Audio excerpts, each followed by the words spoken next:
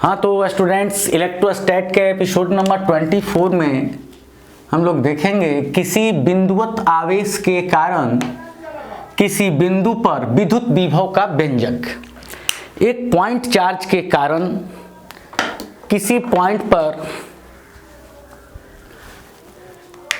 विद्युत विभव का व्यंजक। तो चलो हम लोग मान लेते हैं कि यहाँ एक पॉइंट है, जिस पर क्या है, तो इस पर एक पॉइंट चार्ज, एक बिंदु आवेश Q स्थित है। कहाँ पर? O पर। और हमें ये मान लेते हैं कि ये जो है इलेक्ट्रिक फील्ड हो गया इस चार्ज का।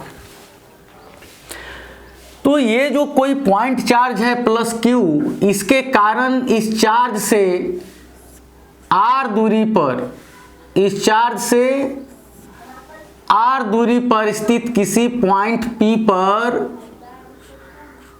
विद्युत विभव का व्यंजक ज्ञात करना है। तो इस पॉइंट पर विद्युत विभव का व्यंजक ज्ञात करने के लिए हम लोगों को क्या करना होगा? तो हम लोगों को एक टेस्ट चार्ज को जो अनंत पर है उसे अनंत से इस पॉइंट P तक लाने में किए गए कार्य का मान प्राप्त करना होगा। तो चूंकि ये जो टेस्ट चार्ज है ये विद्युत क्षेत्र के बाहर है, अतः अनंत पर कहीं भी हो तो कहीं भी अनंत से इसको इस पॉइंट तक लाने में कोई कार्य नहीं होगा, क्योंकि कार्य बराबर होता है बल गुना विस्थापन। और चूंकि ये टेस्ट चार्ज इस आवेश के विद्युत क्षेत्र से बाहर है, इसलिए इस पर कोई बल कार्यरत नहीं है, तो बल यहाँ शून्य होगा और ये विस्थापन इक्वल टू 0 होगा। यानी इस चार्ज को अनंत से इस पॉइंट P तक लाने में कोई कार्य नहीं होगा, क्योंकि इस चार्ज पर कोई फोर्स एक्टिंग नहीं कर रहा था।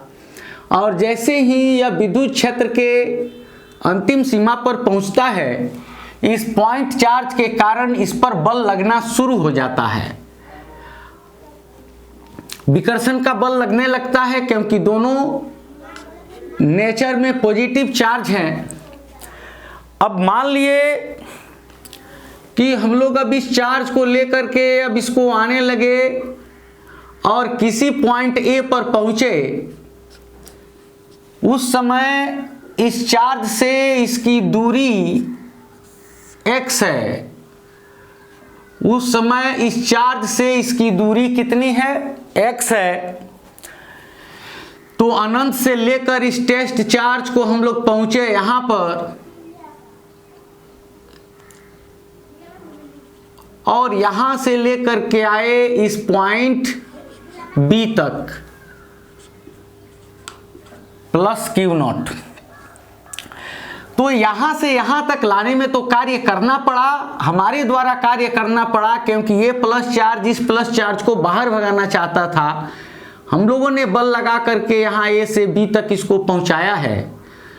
तो जिस कार्य को करने के लिए अलग से बल लगाना पड़े, आपको काम करना पड़े, आपको बल लगाना पड़े, तो वह धनात्मक कार्य कहलाता है और उससे वस्तु के ऊर्जा में वृद्धि होती है। और जो कार्य स्वयं होता है उसके द्वारा ऋणात्मक कार्य होता है और उस वस्तु के ऊर्जा में कमी होती है। जैसे कि ये कलम है, तो गुरुत्वाकर्षण के विरुद्ध इसको उठाकर ले जाने के लिए हम लोगों को अपनी ओर से बल लगाना पड़ेगा, तो इस पर धनात्मक कार्य होगा और इस वस्तु का एनर्जी बढ़ेगा। लेकिन अगर इस वस्तु को छोड़ दिया जाए तो यह वस्तु अपने आप गिरने लगेगी और इसको नीचे गिराने के लिए स्वयं कार्य नहीं करना होगा, जिसके कारण इसके स्थितिज ऊर्जा में लगातार कमी आएगी। एक चुंबक से एक लोहे की दूरी बढ़ाई जाए तो अपनी ओर से कार्य करना पड़ेगा, तो वो धनात्मक कार्य होगा और उसकी ऊर्जा बढ़ेगी। और यदि वो लोहा उस चुंबक के चुंबकीय क्षेत्र में स्वयं आ रहा है तो उसकी ऊर्जा घटेगी। अगर एक प्रोटॉन से एक इलेक्ट्रॉन को दूर ले जाया जाए तो उसके लिए कार्य करना पड़ेगा, क्योंकि उनके बीच में आकर्षण बल लग रहा है और आकर्षण बल के विरुद्ध काम किया जा रहा है तो उसकी ऊर्जा बढ़ेगी। लेकिन अगर प्रोटॉन के विद्युत क्षेत्र में एक इलेक्ट्रॉन स्वयं आ रहा हो तो उसको लाने के लिए किसी अलग से बल लगाने की आवश्यकता नहीं है, वह स्वयं ही उसकी ओर आएगा। इसके कारण उसकी स्थितिज ऊर्जा में कमी आएगी। तो यहाँ पर जो ये पॉइंट चार्ज माना गया है, बिंदु आवेश, ये प्लस क्यू माना गया है, और यहाँ पर जो है ये टेस्ट चार्ज भी प्लस ही है जो इधर की ओर आ रहा है। तो इन दोनों में निश्चित रूप से विकर्षण नहीं होगा, तो निश्चित रूप से इस टेस्ट चार्ज को इस पॉइंट चार्ज की ओर लाने में कार्य करना पड़ रहा है अलग से, और यह किया गया कार्य उसमें ऊर्जा के रूप में संचित हो रहा है, जिससे इसकी स्थितिज ऊर्जा बढ़ेगी। ये प्लस क्यू चार्ज इस छोटे टेस्ट चार्ज पर इधर की ओर बल लगा रहा है, जबकि ये जो टेस्ट चार्ज है वो इधर की ओर आ रहा है। तो यहाँ बल की दिशा और विस्थापन की दिशा विपरीत है, इसीलिए किसी एक को प्लस तो दूसरे को माइनस माना जा सकता है। तो यहाँ ये दिए गए डायग्राम से हम लोग अपना इसके बारे में परिचय दे सकते हैं कि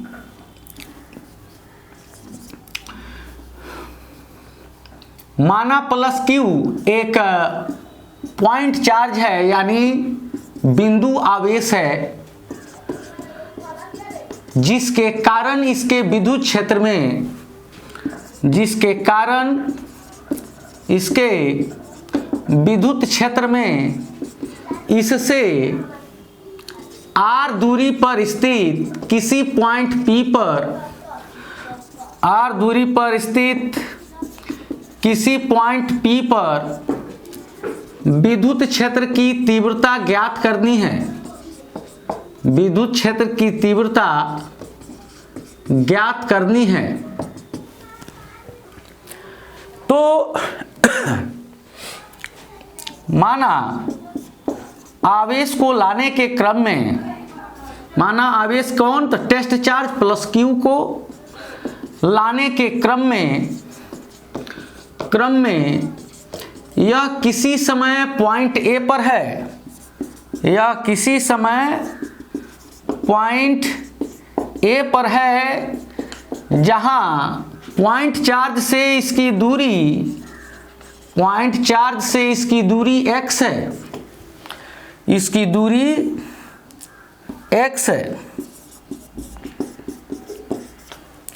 तो ये क्या बताया हमने कि ये चार्ज को आप इंफिनिटी से बाउंड्री लाइन तक लाए, कोई कार्य नहीं हुआ, और यहां से कार्य 0 जूल से होना शुरू हो गया। अब ये कार्य कैसे हो रहा है? क्या समान दूरी के विस्थापन के लिए समान कार्य हो रहा है? अगर ऐसा होता तब तो ये अलजेब्रा के क्षेत्र में आ जाता। ऐसा नहीं है। क्यों नहीं है? क्योंकि फोर्स का फॉर्मूला होगा 1/4 pi epsilon naught Q Q not by x square, Q Q not by x square. और x जो है बदल रहा है, जैसे जैसे ये टेस्ट चार्ज इस पॉइंट चार्ज के इलेक्ट्रिक फील्ड में इसकी ओर आ रहा है, दोनों के बीच की दूरी लगातार घटती जा रही है, जिससे बल का मान लगातार बढ़ता जा रहा है। अगर यहाँ पॉइंट ए डैश से ए तक 1 मीटर लाना हो तो कितना कार्य हुआ? तो कार्य बराबर बल गुना विस्थापन। मान लिए कि यहां से यहां तक 10 न्यूटन का बल लगा और 1 मीटर का विस्थापन हुआ तो 10 जूल कार्य हुआ। लेकिन अगर ए से बी तक 1 मीटर फिर लाएं तो क्या 10 जूल कार्य ही होगा? बिल्कुल नहीं, कार्य का मान बढ़ जाएगा, क्योंकि दूरी घट रही है। पहले वस्तु यहां पर था, हर पल जैसे जैसे ये आवेश इधर आ रहा है, दूरी x घटती जा रही है और बल का मान बढ़ता जा रहा है। तो जो आप कुछ पॉइंट 10 न्यूटन के बल से इसको ला दिए, अब यहां से यहां 10 न्यूटन से आप नहीं ला सकते, आपको 10 न्यूटन से ज्यादा फोर्स लगाना पड़ेगा, जैसे 20 न्यूटन, और 1 मीटर इक्वल टू 20 जूल। यानी समान दूरी के लिए अलग अलग कार्य करना पड़ रहा है, यानी दूरी के साथ कार्य चेंज हो रहा है। जैसे यहाँ से यहाँ 1 मीटर लाने के लिए 10 जूल, यहाँ से यहाँ 1 मीटर लाने के लिए 20 जूल, फिर यहाँ से यहाँ 1 मीटर लाने के लिए 30 जूल।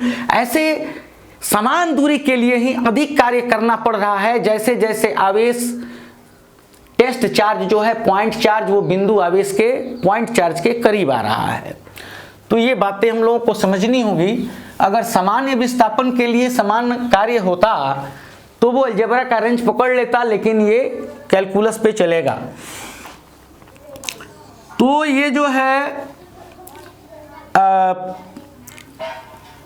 यहां पे हम चर्चा कर रहे थे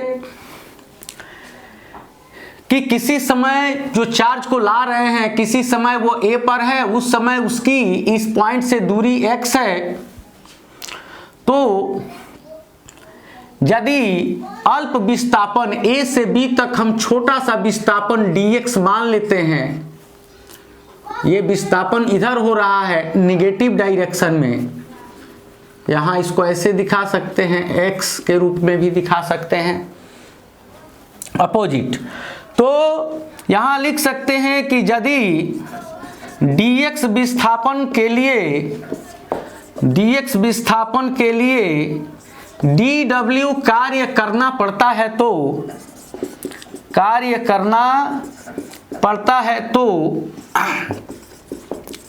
कार्य की परिभाषा से क्यों जुड़ने लगे? क्योंकि विभव क्या है? पर यूनिट चार्ज को अनंत से किसी आवेश के विद्युतीय क्षेत्र में किसी बिंदु तक लाने में किया गया कार्य है। Potential is the work done to move per unit charge from infinity to a point in the electric field of the another charge। तो यहाँ पर जो है, यहाँ कार्य की परिभाषा जो है, जैसे कि हम लोग जानते हैं कार्य बराबर बल गुना विस्थापन।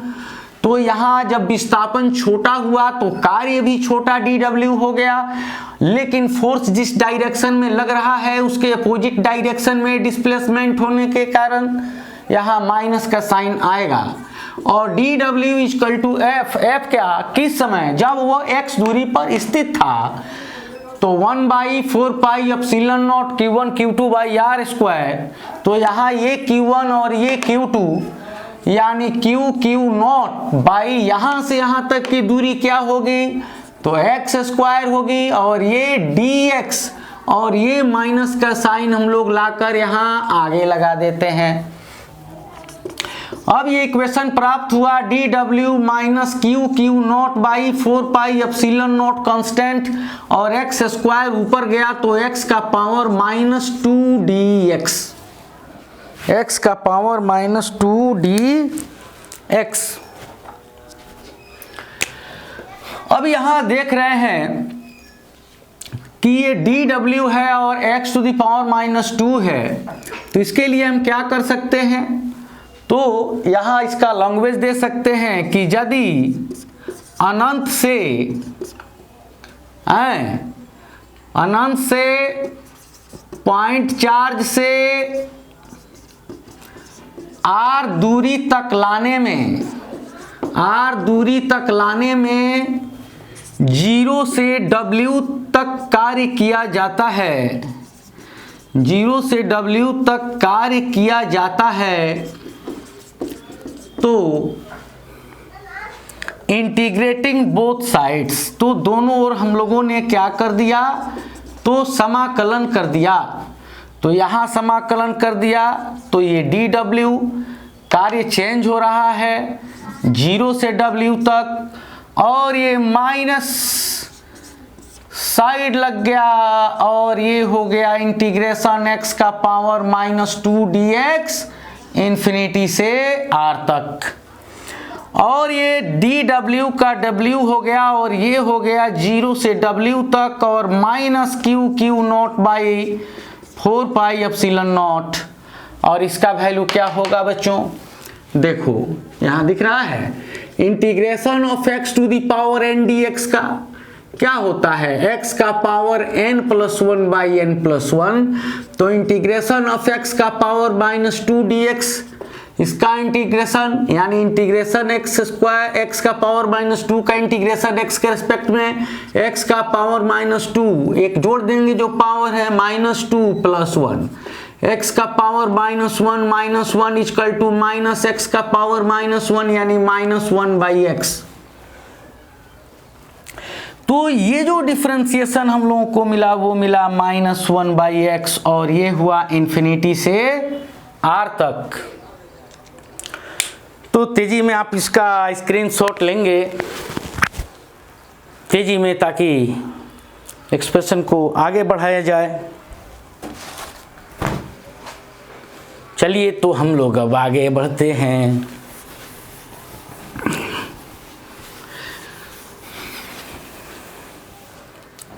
तो यहां से हम लोगों को क्या मिला, ऊपर वाले में से नीचे वाले को क्या करते हैं, घटा लेते हैं, और पावर जो है इसका 1 वो पावर लगा देते हैं, और ये माइनस कॉमन करने पर ये Q0/4πε0 और ये बच गया 1/x, और इसका लिमिट कहां से कहां तक, तो इन्फिनिटी से r तक। तो यहां ये W = Q0/4πε0 और 1/ एक बार अपर लिमिट -1/ लोअर लिमिट को रखते हैं, और इस प्रकार ये वर्क प्राप्त होता है Q0/4πε0 1/r, यानी W = 1/4πε0 Q0/r।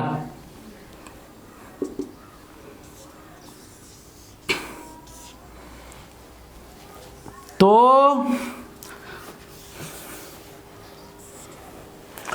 ये कार्य का डेफिनेशन हुआ, दिस इज द फॉर्मूला भी हो गया। अगर आपसे कोई कहे कि किसी आवेश के विद्युत क्षेत्र में अनंत से उस आवेश से r दूरी तक लाने में किया गया कार्य क्या है, तो यही कार्य है, और यही कार्य इन आवेशों के युग्म में स्थितिज ऊर्जा के रूप में संचित हो जाता है। The work done is to be conserve in the form of energy in the pair of the charges called potential energy of the charges. तो यहाँ पे जो है ये जो है Q0 या Q1 Q2 के रूप में भी कह सकते हैं, यही इनकी स्थितिज ऊर्जा का भी सूत्र है। इसी को आप लिख सकते हैं कि आवेशों मतलब ये है, और फिर इसको आपने कहाँ से यहाँ ला दिया, तो ये कैसे बना, ये ऐसे बना, यहाँ पर हुआ +Q और यहाँ पे क्या हो गया, यहाँ पे हुआ +Q0 और इनके बीच का दूरी क्या हो गया, तो r हो गया। तो इन दोनों चार्ज का जो युग्म है, इनका जो पोटेंशियल एनर्जी है वो क्या है, तो 1/4πε0 Q1 Q2/r, यानी Q0/r। ठीक है, तो यही पोजीशन होता है यहाँ पर। तो बच्चों यहाँ पर कार्य तो हम लोगों को मिल गया, और यही कार्य आवेशों के युग्म में स्थितिज ऊर्जा के रूप में संचित हो जाता है। खैर हम लोग कार्य को बढ़ाते हैं। कार्य तो हम लोगों को मिल गया, तो इसका स्क्रीनशॉट आप चाहें तो फिर से ले सकते हैं, और यहाँ से क्या मिला हम लोगों को, तो कार्य तो मिल गया। तो again from definition of potential, पुनः विभव की परिभाषा से, विभव की परिभाषा से क्या प्राप्त हुआ, तो V = W/Q0 प्राप्त हुआ। तो V = W = Q/4πε0/Q0, और Q0 से Q0 कैंसिल हुआ, और ये तो कार्य का ये 1/r भी था, तो ये आपको पोटेंशियल मिला Q/4πε0r, यानी इसी को लिख सकते हैं V = 1/4πε0 Q/r। यानी इसका मतलब क्या हुआ कि कोई चार्ज अगर Q है तो उसके इलेक्ट्रिक फील्ड में इससे r दूरी पर पोटेंशियल 1/4πε0 Q/r होगा, Q/r होगा। तो तो चूंकि विभव एक अदिश राशि है तो इसकी तो कोई दिशा होगी ही नहीं, तो किसी बिंदुवत आवेश के कारण किसी बिंदु पर विभव का मान ये होता है 1/4 pi epsilon naught q by r, और तीव्रता में क्या होता है 1/4 pi epsilon naught q by r square, बस यहाँ आर रहेगा। चलिए, तो इस एपिसोड को आप लोग देखिएगा, फिर हम लोग अगले एपिसोड में कुछ देखेंगे।